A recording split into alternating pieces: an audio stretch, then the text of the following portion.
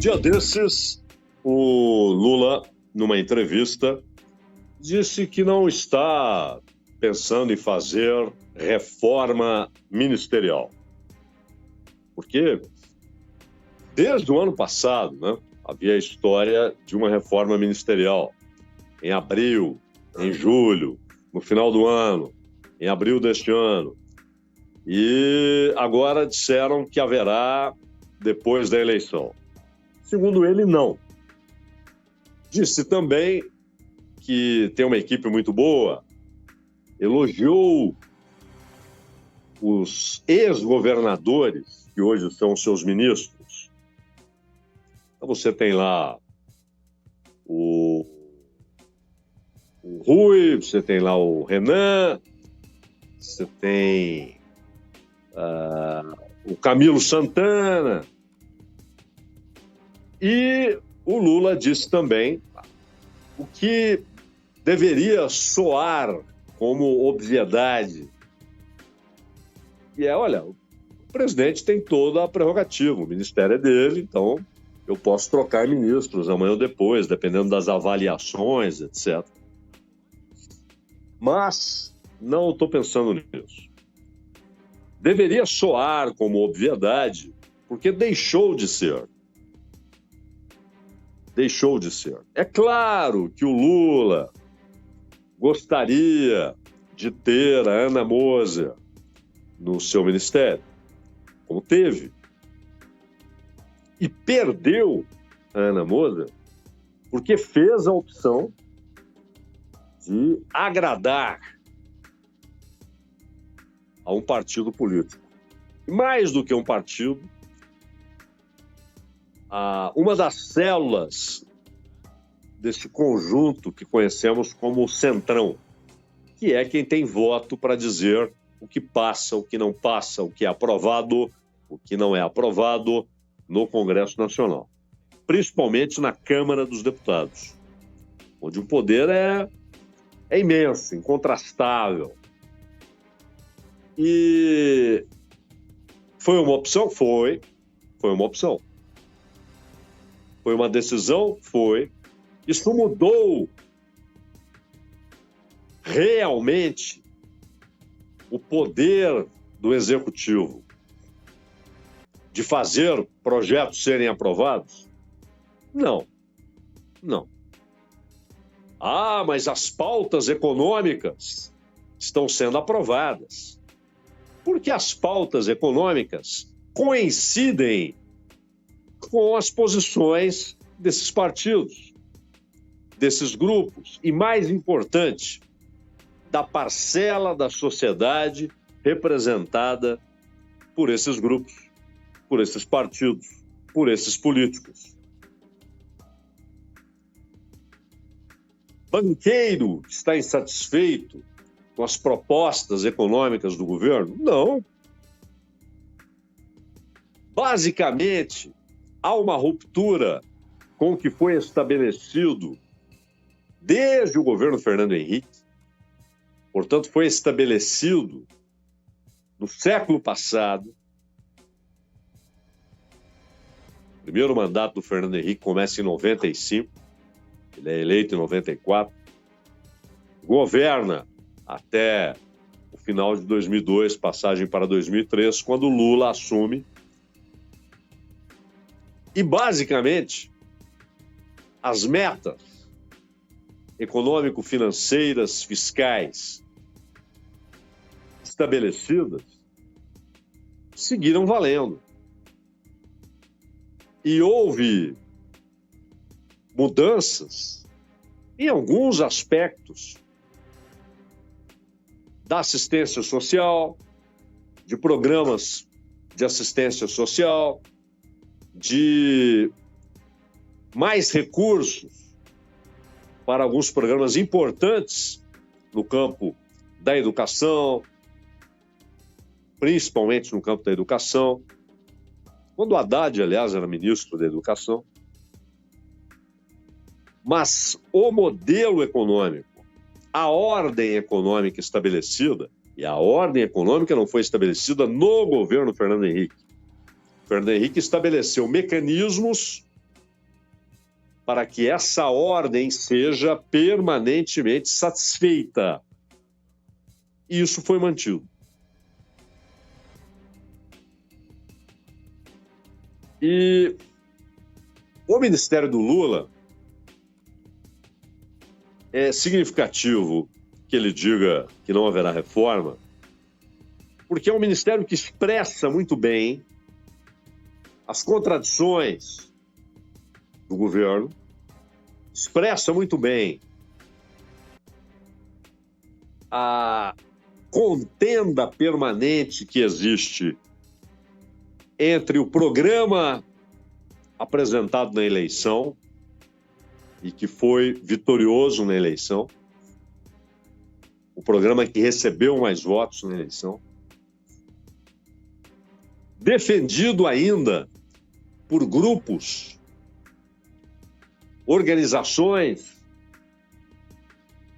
da sociedade brasileira que continuam apoiando o governo, mas que não estão se vendo neste governo. Não em nome, não em representação, não em cargo, mas na ação, na política, nas opções, nas prioridades. E aí, pela terceira ou quarta vez, vem o Stedley e diz: o programa de reforma agrária que está sendo tocado e aquilo que foi anunciado das prateleiras de terra, isso é um tremendo faz de conta. Definitivamente, não foi isso que elegemos como programa de governo. Porque quando você elege um candidato, você está elegendo um programa, as ideias que ele defendeu. Claro, isso idealmente, né? Muitas vezes o que se elege é a projeção da personalidade, é uma identificação que naquele tempo, naquele lugar, faz com que a maior parte da população se identifique com aquele sujeito e não com o outro. Muitas vezes com total abstração de ideias, de programas, de metas, de objetivos, de ideologia. Então não é por acaso que há reclamações muito sérias dos grupos que representam as nações indígenas de diversas partes do país, do Vale do Rio Doce,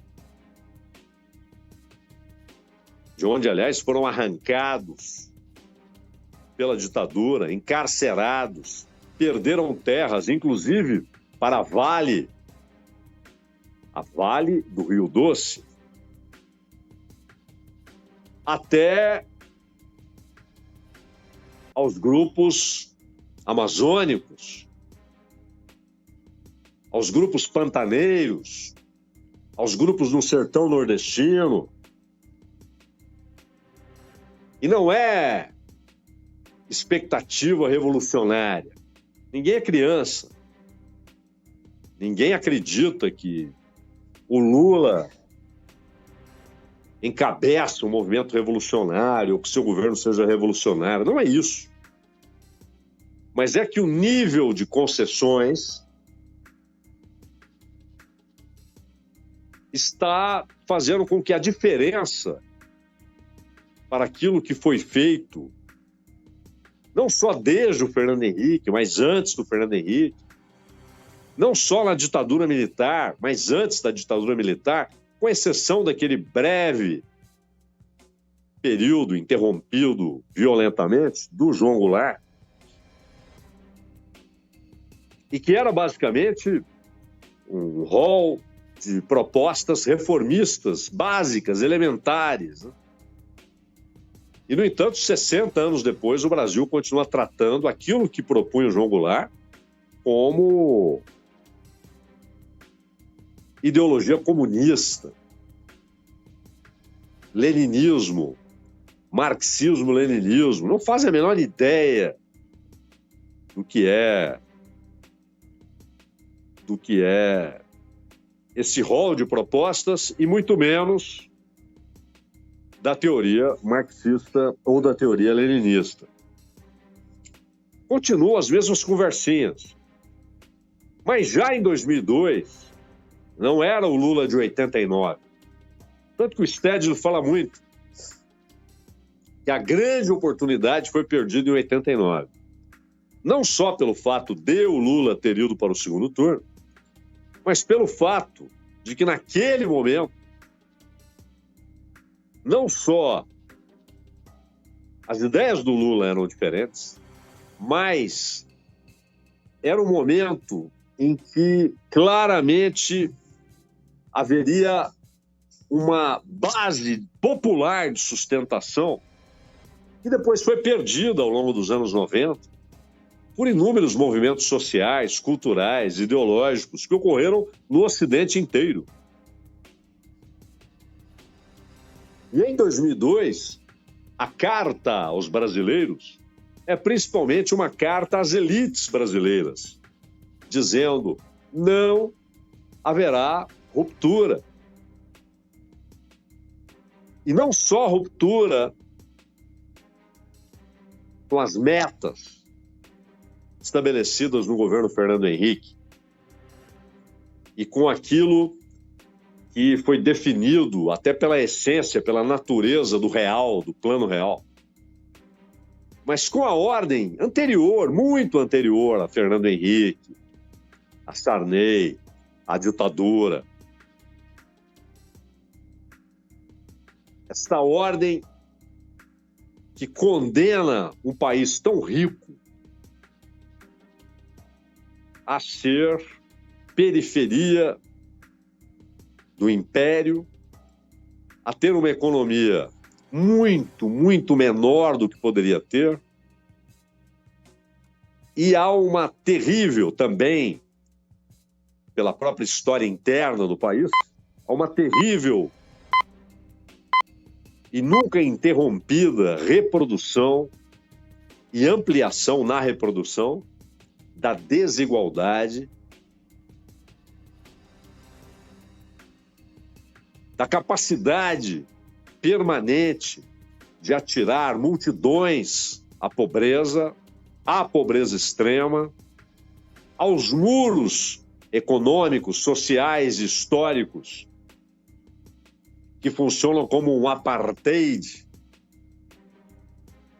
Daqui não se passa, com as devidas exceções, que algumas atividades permitem que se salte o muro, na arte, no esporte. Mas o trabalho não. O trabalho não. Então, o trabalho fabril, o trabalho agrícola, trabalho comercial, com as exceções que ocorreram ao longo da história e que hoje se tornam impossíveis. O modelo que hoje está em pleno desenvolvimento fechou as portas até para esses fenômenos ocasionais da ascensão pelo trabalho no dia a dia, trabalho anônimo, não aquilo que a sociedade ocidental definiu como remuneração para o entretenimento, seja esportivo, seja artístico, e que pode ser a catapulta, a maneira de saltar o muro. E, basicamente, o que o Haddad propôs naquilo que foi chamado de arcabouço fiscal, que se tornou a nova ordem fiscal, o que ele propôs é ampliar, aumentar a arrecadação, como maneira de garantir equilíbrio fiscal e de buscar o fim do déficit primário, que é uma irrealidade. A realidade é o déficit nominal. E ali está a causa dos problemas. Imaginem um país como este tendo de desembolsar 700 bilhões em um único ano para pagar juro de dívida, para compromissos financeiros. E é claro, há uma incompatibilidade entre esse mecanismo fiscal que visa basicamente garantir que os compromissos financeiros não serão limitados por tetos, por paredes, por muros, por cercas e todo o resto, sim. Há uma incompatibilidade entre esse modelo e a garantia constitucional de piso para educação e saúde. E aí Simone Tebet e Haddad começam a soltar devagarzinho a discussão sobre o tema. A reação foi brava. Há um projeto da Sâmia Bonfim, inclusive, para que seja desvinculada essa garantia. Não do orçamento. Pelo contrário, eles querem o oposto. Que ela não seja limitada pelo teto, limitada pelo limite fiscal, mas que haja a estrita realização do que está determinado na Constituição, que foi derrubado e recolocado, foi derrubado, por isso botaram na Constituição o tal teto de gastos, para derrubar garantias constitucionais, que são restabelecidas, mas imediatamente colocadas em xeque pelo mercado, que passa a exigir que isso seja removido, e com a admissão de ministros-chave no governo Lula, como Haddad e Tebet. E aí passam a buscar uma alternativa. Vamos tentar aqui fazer o seguinte, vamos limitar aqueles 2,5% que estão no texto do tal arcabouço e que passaram a fazer parte do texto oficial da nova ordem fiscal. É claro que isso reduziria, ano após ano, reduziria drasticamente os recursos para a saúde e educação. O que isso significa? Vamos pegar a saúde, que já tem um problema. Outro dia, um camarada levou a filha num posto público de saúde. E ali encontraram outro camarada, um velhinho, idade bem avançada, sujeito lá 4, 5, 6, 8 horas com a senha na mão para um atendimento precário. Essa é a realidade. Imagine a realidade com menos recursos, menos profissionais, menos leitos. E aí, claro, vem a solução paralela que eles apresentam. Entrega para a iniciativa privada, faz uma parceria. Não tem parceria nenhuma, é entregar. E por que alguém da iniciativa privada ia pegar esse abacaxi, se não para fazer com que se torne lucrativo, inclusive reduzindo custos? Esse é o ponto. Mas é claro, seria um erro, inclusive, tirar o Haddad. O governo não tem nem força política para uma mudança nessa área. Agora, Juscelino Filho, Camilo Santana, fazendo um péssimo trabalho no MEC, o Renanzinho, nos transportes, e apoiando projeto de pedágio para tudo quanto é lado, em rodovia que nem é duplicada. É isso que a população vê.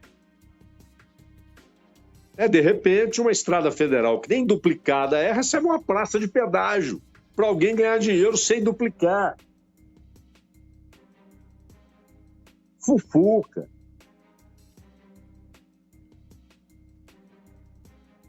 Agora, Alexandre Silveira, que é do partido do Kassab, derrubou Prats, não só por causa da questão dos dividendos, não. Plantaram uma história de que ele estava desperdiçando gás, quando na verdade é uma reutilização do gás para a extração de petróleo. Fica muito mais barato extrair petróleo assim, e venderam a conversa de que ele estava desperdiçando gás. Isso vai mudar com a nova presidente da Petrobras, agradando ao Alexandre Silveira. O Lula tem de ver essas coisas. O Centrão está lá, aí o governo chega no Congresso e o Centrão desce o porrete nas posições do governo. E aí, quando olham espantados, a resposta é: não, é assim mesmo, aqui é assim mesmo, e é o seguinte, quero mais ministério. E aquela privatização da loteria da Caixa? E aquela parceria lá para os hospitais e institutos federais do Rio de Janeiro? Agora, um cara muito bom, está lá na pasta dos direitos humanos, o Silvio Almeida, esperando a formação da comissão de mortos e desaparecidos. 2 ministros da Justiça, Flávio Dino e Lewandowski, já disseram que está tudo bem. E o Rui Costa não libera o negócio? Será que o Lula não vê isso? Será que o assunto não chegou até ele? E até nas casernas disseram: nenhum problema. Isso é uma política para indenização de quem foi torturado pelo Estado ou teve parentes mortos pelo Estado, torturados pelo Estado, ou desapareceram em ações do Estado e a família nunca mais viu seus corpos. É isso que ele está esperando. Então não virá reforma, disse o Lula, mas a reforma acho que nem é trocar um pelo outro, trocar alguém do PSD por alguém do MDB. É definir qual é a meta final. É a reeleição para que tudo siga como está? Ou é, até pela coragem que o tempo deve trazer, finalmente romper? Então, essa declaração do presidente tem muitos significados e nós vamos conhecê-los mais profundamente daqui para frente, nos próximos meses, e principalmente no que se refere à política econômica, à política social e também ao respaldo que se dará a ações como essa do Silvio Almeida, meu caro Ronald Gimenez. Bandeirantes